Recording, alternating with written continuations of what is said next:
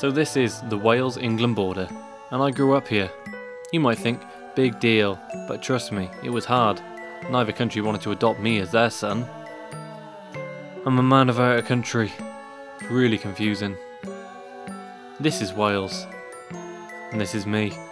Put them both together, that's what you get. Now maybe you get slightly what I'm on about. I'm right on the border. It's not a fun place to be. Hi, and welcome to Wengland, the Wales and England border. Very clever. See what I did there? Good.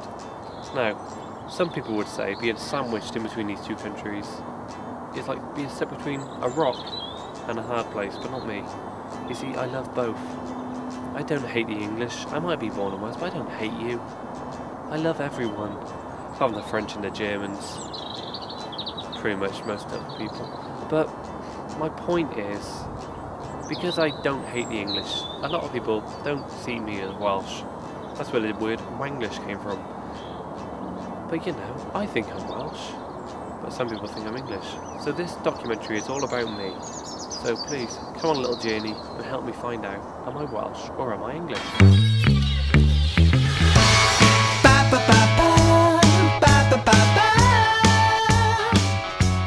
Now then, hopefully you'll all recognise the map in front of you. And I'm going to tell you a little bit about the history of Wales and how it was formed.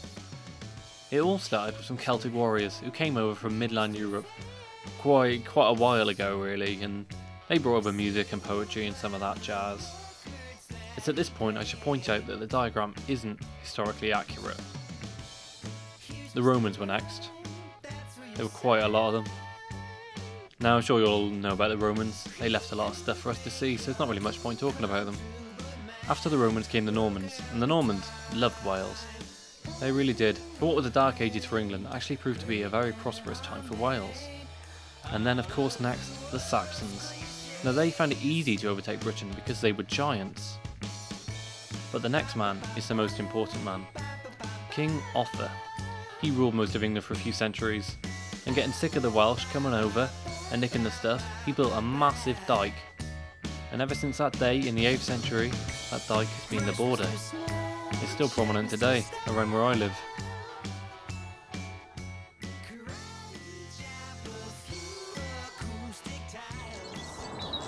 You see, we have a lot more in common than people tend to admit, or tend to even know about. For starters, we share the same legal system, the same cricket board, even the same police force. Not to mention all the other stuff we share, including the Environment Agency, the Land Registry, the prisons, St John's Ambulance, and the Youth Hostel Association, and that's just to name a few. Now, one of the most interesting people I've talked to on the subject is Ray. He was in fact born in England, to English parents. However, you'll notice maybe he's not quite how you would imagine.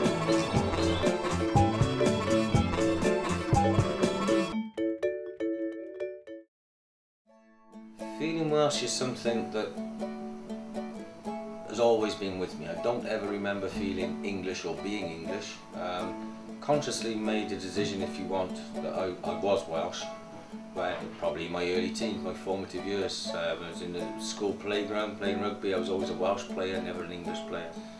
Part of the culture is, as well, Wales has always been an oppressed nation, oppressed by its own kings and rulers in medieval times, and since the accession to the English way of life, it's been oppressed by England, and I think that is where the culture comes from. England have always been the oppressor, and in modern times they've been the oppressed, or they're feeling oppressed by the pressures being by the European government and by the American military that might have that puppying along with George Bush.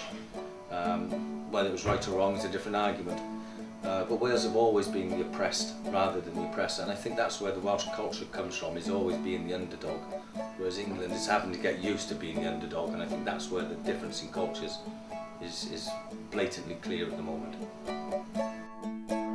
Right, now if you thought things were confusing, they're about to get worse.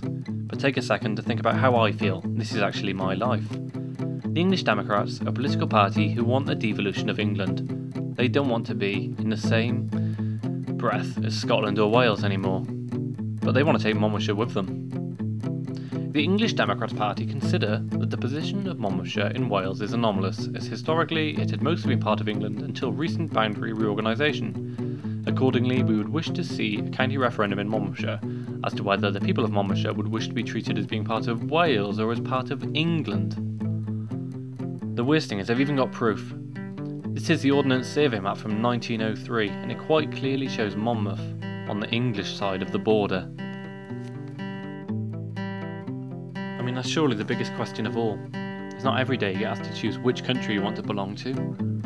But I've always been Welsh. But is that only because I was born there and it says so on my birth certificate? What if it actually was part of England when I was born? I have to think logically about this.